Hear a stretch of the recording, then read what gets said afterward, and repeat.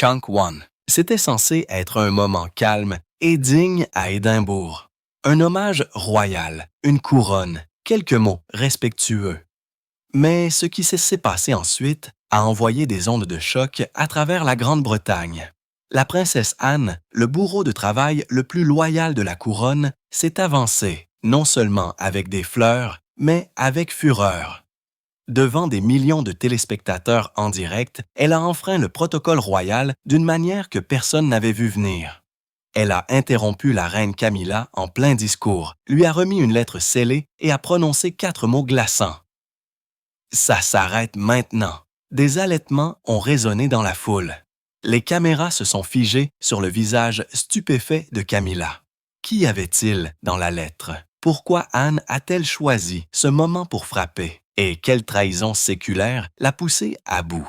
Ce n'était pas un faux pas royal, c'était une déclaration, un règlement de compte, une guerre entre deux femmes au sommet de la famille la plus puissante de Grande-Bretagne.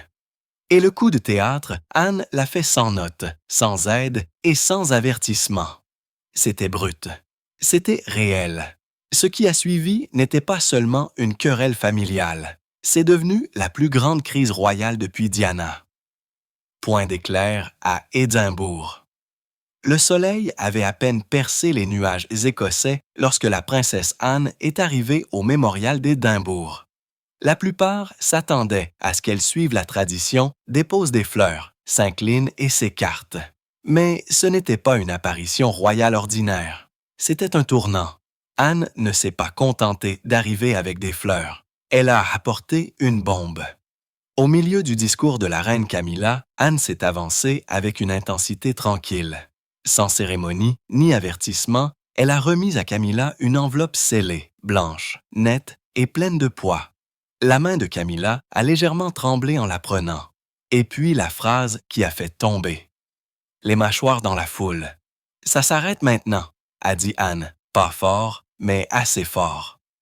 Chunk 2. Les caméras se sont figées. Camilla aussi. Le silence qui a suivi était électrique. Camilla a hésité, sa voix s'est étranglée au milieu de sa phrase. Elle a jeté un coup d'œil à la lettre, puis de nouveau à Anne, ne sachant pas si elle devait continuer. La foule s'est penchée en avant, stupéfaite par le passage du respect à la rébellion. Ce qui aurait dû être un événement solennel s'était instantanément transformé en un drame royal joué en direct. Le monde n'était plus seulement en deuil, il assistait à un moment de règlement de compte. Et le coup de théâtre, Anne n'était préparée à rien de tout cela. Pas de notes, pas de discours, pas d'aide, chuchotant des instructions de dernière minute. Selon des initiés, elle a tout planifié seule, de manière brute, non filtrée, courageuse. Elle a pris sa propre décision. Une source du palais a déclaré que personne dans la famille royale ne savait ce qu'elle allait faire. Ce n'était pas seulement audacieux, c'était un coup de semonce à la monarchie. Ce que le public a vu ce jour-là n'était pas seulement un accès de colère soudain, c'était le point culminant d'années de tension royale. Et pour comprendre pourquoi Anne a remis cette enveloppe, pourquoi elle a regardé sa belle-sœur dans les yeux et a dit « Ça s'arrête maintenant, nous devons revenir en arrière ». Parce qu'il ne s'agit pas d'un seul service, il s'agit de décennies de trahison, des décennies de trahison latentes. Bien avant que Camilla ne devienne reine consort, bien avant que les larmes de Diana ne deviennent de l'or pour les tabloïds, il y avait la princesse Anne qui regardait tout se dérouler en silence. Mais derrière ce silence se cachait une profonde frustration. Des initiés affirment qu'Anne n'a jamais accepté l'ascension de Camilla. Elle estimait que c'était immérité, insincère et surtout malhonnête envers la mémoire de Diana. Anne s'est toujours tenue aux côtés de son frère Charles, mais elle s'est également tenue aux côtés des principes. Elle a vu l'effondrement de son mariage avec Diana et la souffrance silencieuse derrière les murs du palais. Alors que d'autres se sont habitués à la présence de Camilla au fil du temps, Anne ne l'a jamais fait. Elle n'a pas cru au changement d'image. Chunk 3. Un ancien assistant royal a déclaré qu'elle pensait que les intentions de Camilla étaient intéressées. La lettre qu'Anne a remise n'était pas une réaction impulsive. Cela se préparait depuis longtemps. En coulisses, Anne avait engagé des experts juridiques il y a des mois. Elle ne se contentait pas de faire une déclaration. Elle construisait un dossier, et le mémorial d'Édimbourg, c'était son champ de bataille choisi. Elle a planifié cette journée. Un autre initié a révélé. Elle a attendu le moment parfait. Et c'est ça la vraie histoire. Il ne s'agissait pas d'une simple dispute. Il ne s'agissait pas ça de fleurs ou de discours. Il s'agissait de décennies de mise à l'écart. Des décennies à regarder quelqu'un en qui elle n'a jamais eu confiance grimper au sommet. La démarche d'Anne ne visait pas à faire du bruit. Il s'agissait d'adresser un dernier avertissement, un signal qu'elle n'allait plus se taire. Anne a attendu, observé et finalement agi. Mais ce qui la différencie, ce n'est pas seulement ce qu'elle a dit, c'est qui elle est, parce que pendant que d'autres couraient après les projecteurs, la princesse Anne restait en arrière-plan, travaillant plus dur que quiconque. Et quand elle est entrée au centre de la tempête, ce n'était pas pour le spectacle, c'était parce qu'elle avait mérité sa place. La princesse Anne, s'il y a une personne royale qui ne se soucie pas du clinquant ou des filtres, c'est bonne Anne. Elle est connue pour son franc-parler et ses actions encore plus directes. C'est la même femme qui un jour dit à un paparazzi d'aller se faire voir et ne s'est pas excusée. Elle n'a jamais essayé de charmer la presse. Elle a juste fait le travail. Avec plus de 11 000 engagements royaux à son actif, Anne a été l'épine dorsale des fonctions de travail de la monarchie. Chunk 4. Mais ce qui la distingue, c'est son autonomie. Elle ne compte pas sur des stylistes, des consultants en images ou une équipe de gestionnaires. Elle se coiffe elle-même, cultive sa propre terre et aide même à réparer les clôtures de sa maison de campagne.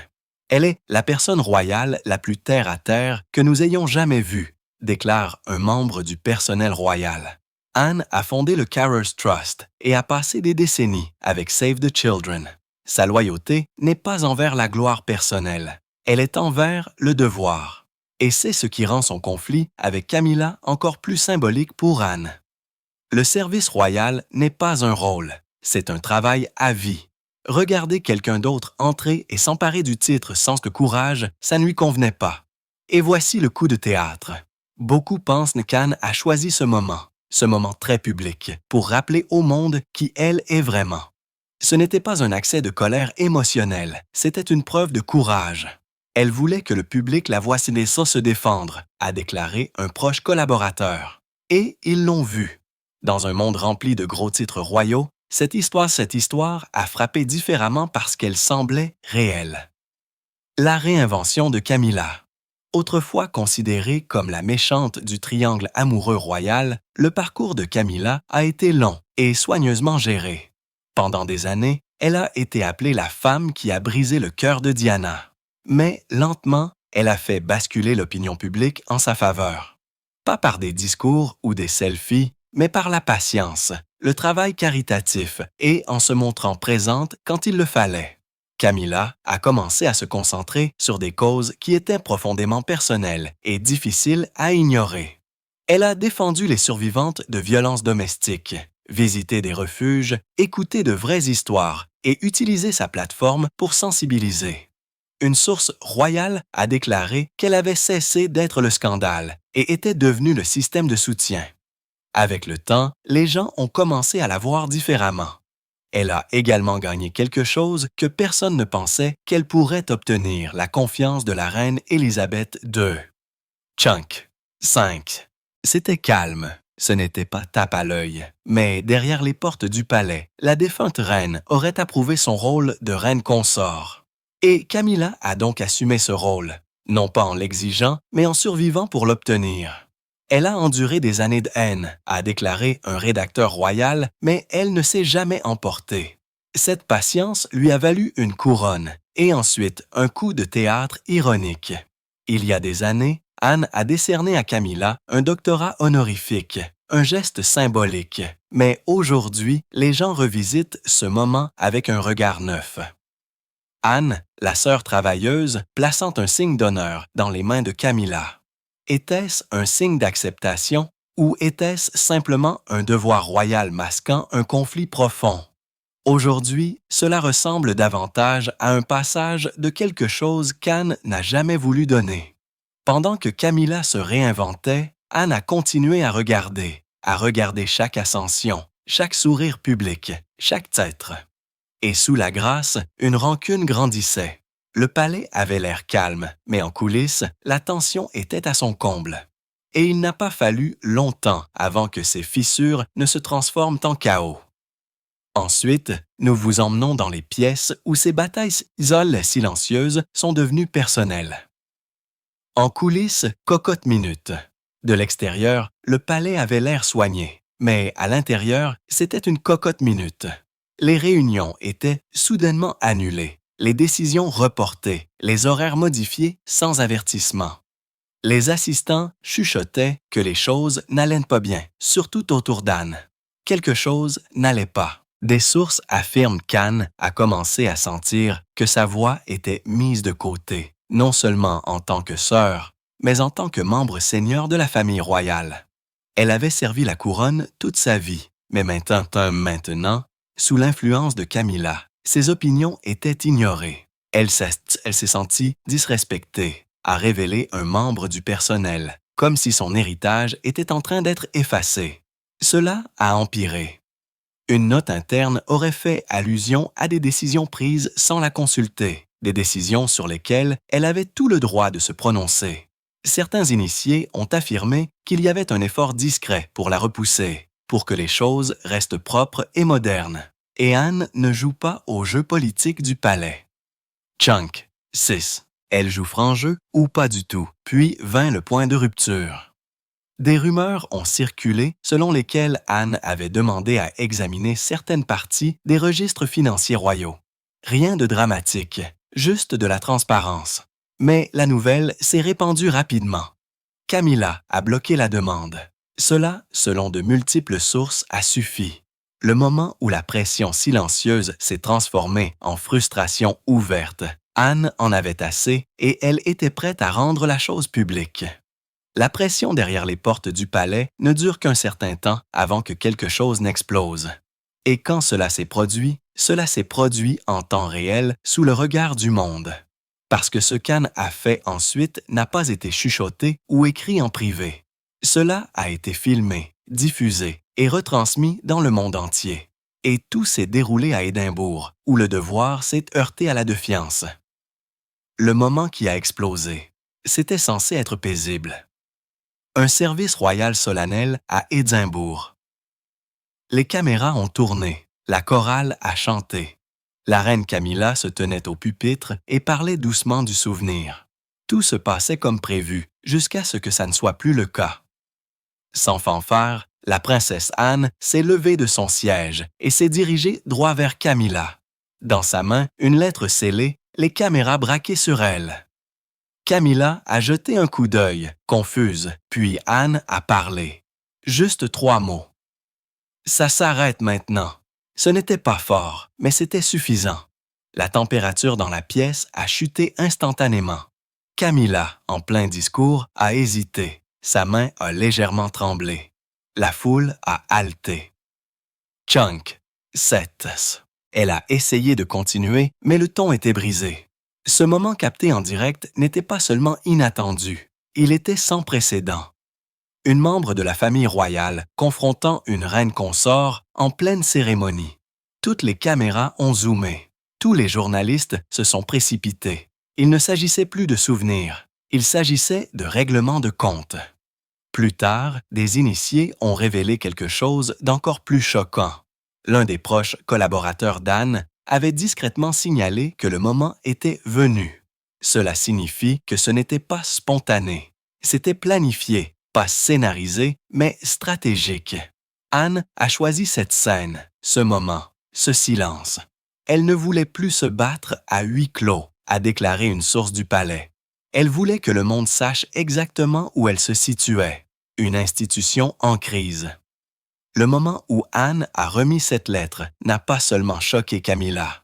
Il a ébranlé Buckingham Palace jusqu'à ses fondations. Les lignes téléphoniques se sont allumées en quelques minutes. Les conseillers se sont précipités. Les assistants ont été entraînés dans des réunions d'urgence. Ce n'était plus seulement un problème familial. C'était devenu une crise à part entière pour la monarchie. Le roi Charles a agi rapidement. Il a convoqué une réunion interne urgente. Pas de presse, pas de photos, juste une panique silencieuse. Camilla, encore sous le choc, a annulé toutes ses apparitions publiques. La version officielle, la maladie. Mais les initiés en savaient plus. Derrière les portes closes, une opération de camouflage était en cours. Chunk 8, un assistant principal, a démissionné dans les 24 heures, invoquant des différends irréconciliables sur la direction royale. À l'intérieur du palais, la panique s'est transformée en division. La moitié de l'équipe voulait arrondir les angles, publier une déclaration neutre, rappeler au public l'unité. Mais l'autre moitié estimait que le mal était fait. On ne peut pas balayer ça sous le tapis. Un initié aurait déclaré « Le public l'a vu, il l'a ressenti, le silence n'a fait qu'aggraver les choses. La monarchie repose sur la stabilité. » Mais à ce moment-là, elle paraissait instable, incertaine. Un pilier de la tradition britannique semblait désormais fragile, vulnérable. Et le pire, c'est que l'histoire ne concernait plus seulement une querelle privée. C'était le signe que l'institution elle-même se fissurait. La couronne vacillait et tout le monde pouvait le voir. Alors que le palais sombrait dans le chaos, le public réclamait des réponses. Mais au lieu d'une déclaration, quelque chose d'autre est arrivé. Des équipes juridiques. Les gants ont été enlevés et les murmures se sont transformés en avertissements. Anne ne se contentait pas de confronter Camilla avec des mots. Elle arrivait avec des documents. Le prochain acte ne se jouerait pas dans la presse. Il se jouerait au tribunal. Drame royal, frénésie publique. En quelques heures, les gros titres ont explosé. Anne contre Camilla, la guerre intérieure. Des photos de ce moment inoubliable à Édimbourg ont dominé tous les cycles d'information. Mais il n'y avait pas que les médias qui s'affolaient. Les médias sociaux se sont transformés en champs de bataille. Twitter, TikTok et Instagram se sont enflammés avec deux armées. Anne pour la vérité contre Camilla pour le changement. Les sondages sont arrivés rapidement et ils étaient clairs. Chunk 9.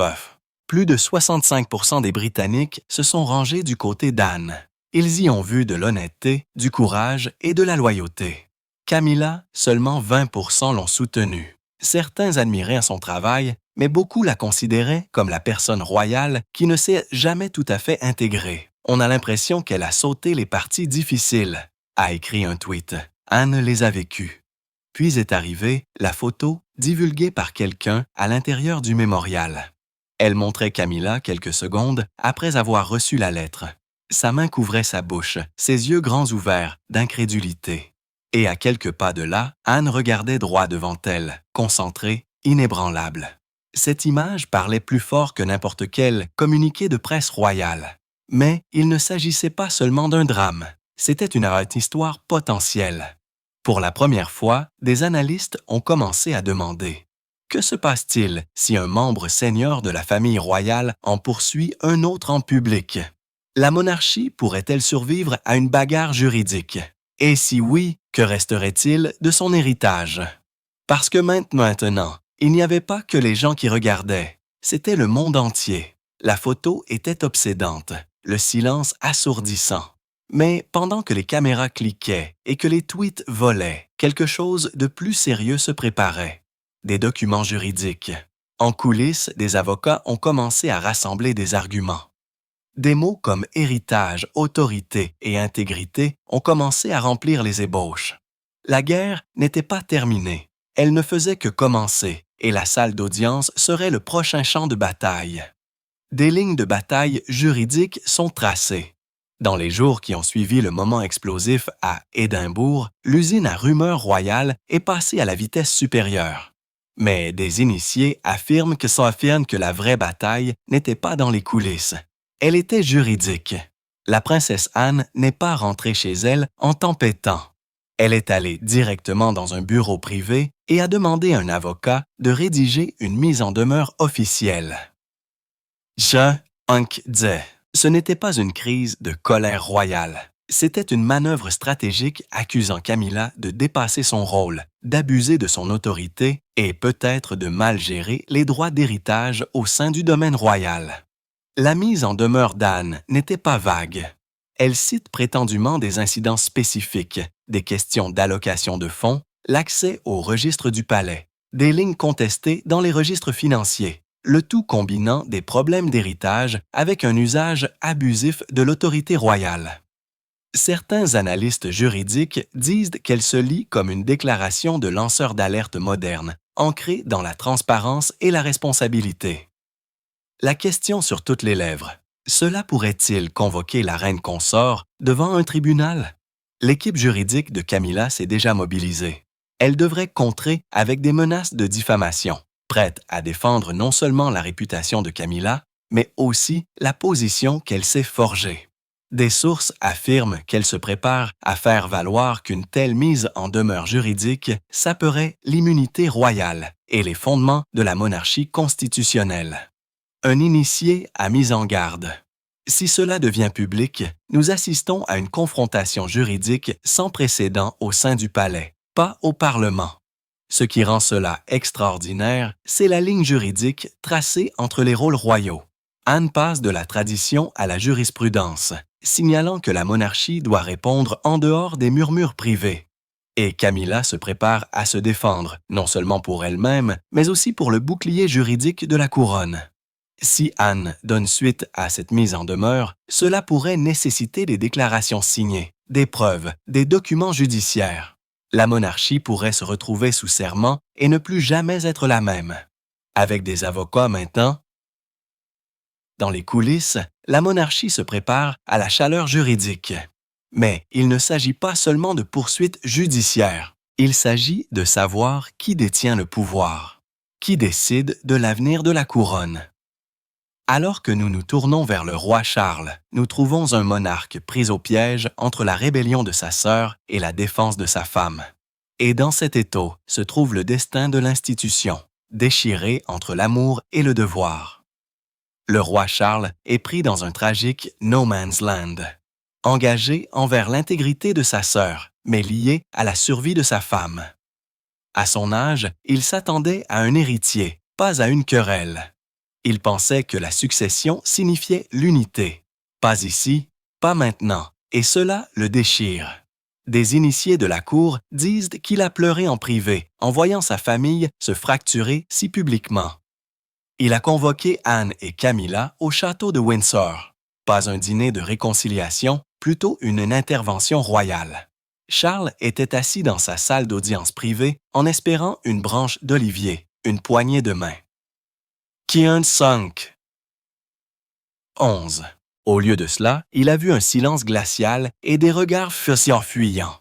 « Nous avons fait l'impossible, » lui a dit un assistant. « Mais nous ne pouvons pas défaire ça maintenant. » Son équipe de communication s'est divisée. Certains ont insisté sur une dignité tranquille, aucune interférence, aucun commentaire. D'autres ont exigé une action. Organiser une conférence de presse pour rassurer le public. Réaffirmer. L'unité royale. Mais Charles sait que parfois, le silence parle plus fort. Et aujourd'hui, le silence pourrait lui coûter tout. Il reste donc visible, solennel, blessé. Les ironies piquent. C'est le monarque qui a autrefois dompté la fureur de la presse sous la tragédie de Diana. Le même homme qui a embrassé la modernisation de la monarchie. Pourtant, en 2025, il est impuissant alors que sa propre lignée le pousse à faire des choix impossibles. L'amour et le devoir sont devenus des forces opposées et la couronne est en jeu. Maintenant, le monarque reste muet, mais la scène n'est pas silencieuse. La monarchie elle-même est ébranlée. Avec la pression publique qui monte et les fractures internes qui s'élargissent, l'institution approche d'un seuil. Le prochain acte testera non seulement les relations royales, mais aussi la structure même d'une monarchie séculaire. La monarchie à la croisée des chemins. Ce n'est pas seulement une crise familiale, c'est une saga nationale. Et le drame ne se limite pas aux murs du palais. Partout au Royaume-Uni, tout le monde se demande, est-ce toujours une monarchie ou une monarchie en crise? Buckingham Palace se prépare en privé à une toute nouvelle structure de pouvoir. Certains conseillers proposent de diviser les domaines royaux, préservant ainsi la tradition tout en permettant aux jeunes membres de la famille royale d'avoir des foyers indépendants.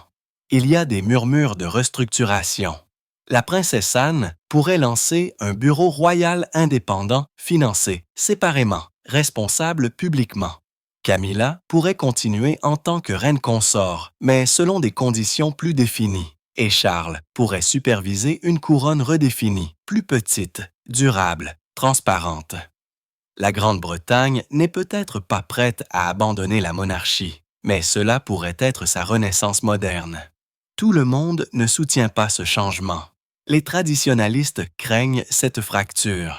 S'ils commencent à redéfinir les rôles comme des chefs d'entreprise, quelle est la prochaine étape? Chunk, 12. Il demande, mais d'autres y voient une nécessité.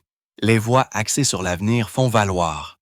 La monarchie doit s'adapter ou mourir. Et la démarche d'Anne. Il l'appelle le catalyseur que les palais voulaient, mais redoutaient. Soudain, l'immunité royale semble moins sacrée. La succession royale moins sacrée. L'héritage n'est plus verrouillé. La nation réclame des contrôles, des contrepoids, de la transparence. La monarchie se voit distribuer une nouvelle carte constitutionnelle. Et que cela mène à l'unité ou à la dissolution dépend de ce qui se passera ensuite à l'intérieur de ces couloirs secrets du palais. Pendant ce temps, le tribunal de l'opinion publique a déjà rendu son verdict. La position d'Anne a touché plus profondément que n'importe quel mémo du palais. Et maintenant, avec les sondages, les pétitions et les voix publiques qui s'élèvent plus fort que le gong du palais, la monarchie doit écouter ou risquer de perdre plus que du prestige. L'acte final arrive, rythmé par les documents juridiques et la pression publique. Le pouls du peuple. Quelque chose de remarquable s'est produit après Édimbourg. Le public britannique s'est mobilisé. Des sondages Pew et des sondages commandés par des journaux ont révélé que 65% soutenaient les demandes de transparence d'Anne. Seulement 20% soutenaient Camilla sans réserve. Les jeunes électeurs de moins de 40 ans étaient massivement pro-Anne, la considérant comme une exécutrice honnête de la tradition, pas un gros titre. Le public étranger a également suivi, captivé par le spectacle d'une confrontation royale brute. Du jour au lendemain, des mèmes et des citations franches sont devenus viraux. Son expression sévère est devenue un symbole de responsabilité. Alors que l'équipe de Camilla luttait pour contrer la perception du public, des audiences de campagne à mi-mandat au Canada et en Australie ont discuté de la question de savoir si les monarchies du monde entier avaient besoin d'être modernisées. La position d'Anne, qu'elle l'ait voulu ou non, a lancé une conversation mondiale. Les médias sociaux se sont enflammés. Le hashtag Anne pour la vérité a été en tendance pendant des jours, dépassant les autres sujets royaux. Les utilisateurs de TikTok ont réalisé des montages de justice. Chunk 13. Des anciens utilisateurs ont republié de vieilles anecdotes sur le travail caritatif d'Anne. Et si certains ont critiqué le moment choisi, la plupart des gens ont applaudi son courage. Dans les mairies de toute l'Angleterre, la question est devenue: les membres de la famille royale sont-ils toujours des fonctionnaires ou des dirigeants publics? Même des membres seniors de la famille royale se sont alignés derrière cet élan. Un cousin plus jeune a publié un message louant les valeurs qui résistent au temps, reprenant prétendument les propos d'Anne sans la nommer. Pourtant, certains assistants royaux rapportent qu'ils louent Anne ouvertement, fatigués du secret du palais.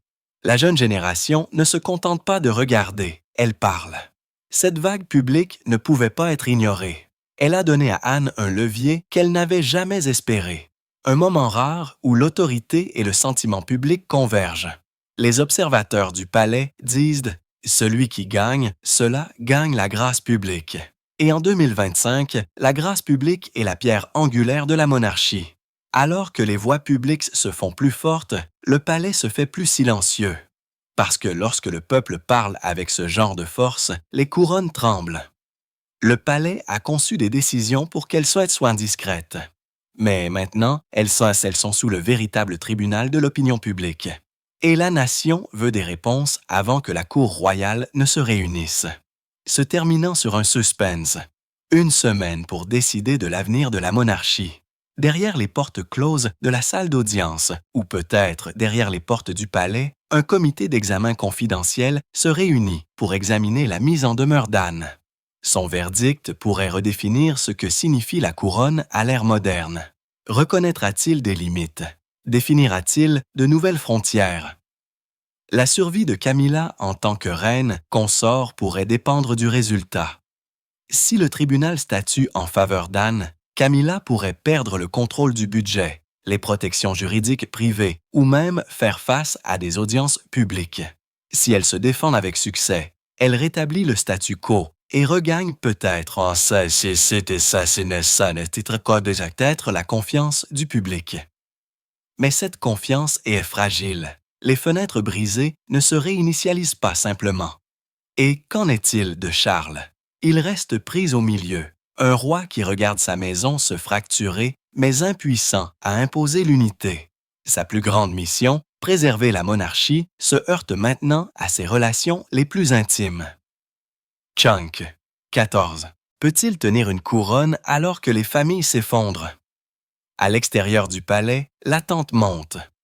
La monarchie montrera-t-elle qu'elle peut s'adapter? La justice et la transparence deviendront-elles des normes royales ou la perte de la royauté? Le compte à rebours est lancé. Les yeux de la nation sont rivés. Tout le drame, tous les secrets, tous les murmures, ils mènent à une seule chambre scellée la semaine prochaine. La couronne se trouve donc maintenant à un dangereux carrefour. La confrontation audacieuse de la princesse Anne a brisé l'illusion d'unité et a forcé l'ouverture d'une porte que le palais avait gardée fermée pendant des décennies. Plus de sourires polis, plus de déclarations soigneusement formulées.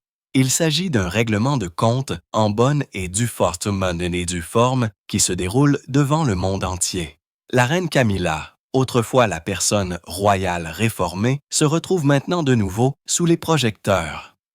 Mais cette fois, pas pour la rédemption, pour la résistance, pour la défense du terrain, pour faire taire peut-être la seule voix que la monarchie ne pouvait pas contrôler. Et le roi Charles, il regarde les deux femmes les plus puissantes de sa vie tirer dans des directions opposées. Derrière son extérieur calme se cache un homme qui craque sous la pression, parce qu'aucune couronne n'est assez forte pour maintenir un royaume fracturé uni pour toujours. L'examen à venir de la cour royale pourrait tout changer. Actions juridiques, décisions publiques, rôles royaux redéfinis. Le palais se prépare à l'impact. Et le public, il ne se contente pas de regarder, il choisit son camp. Anne pour la vérité et Camilla pour le changement sont plus que des hashtags. Ce sont un signal, la monarchie n'est plus un mystère. Une chose est certaine, le prochain geste définira la monarchie pour des décennies. La question est, qui le fera? Restez à l'écoute.